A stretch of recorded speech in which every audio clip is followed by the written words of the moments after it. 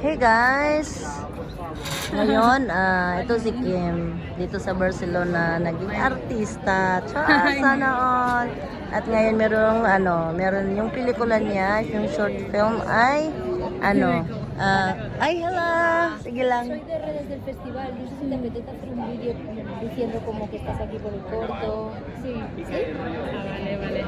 Solo es como presentarte, decir que vas a pasar el corto ahora, que es protagonista, ¿no? Y vale, sí. Vale, estamos haciendo mucho ruido, no sé si a lo mejor nos vamos a echar. Ayan, so naputol guys. Si Kim, isang Pilipino, ano siya? Kabilang ng LGBTQ. Yeah, pero yeah, naging artista dito. Short film guys. Kasama siya dito. At ngayon, bilang suporta dahil bilang kaibigan,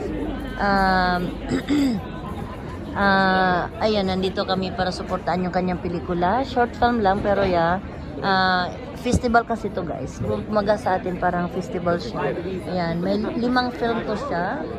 5 na film na magkokontra. So ayan.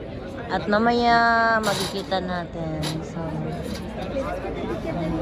So guys, yung Solo Kim na palabas niya na kanyang short film na Solo Kim.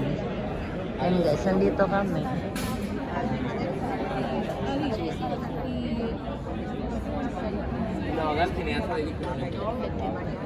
Sí, gracias.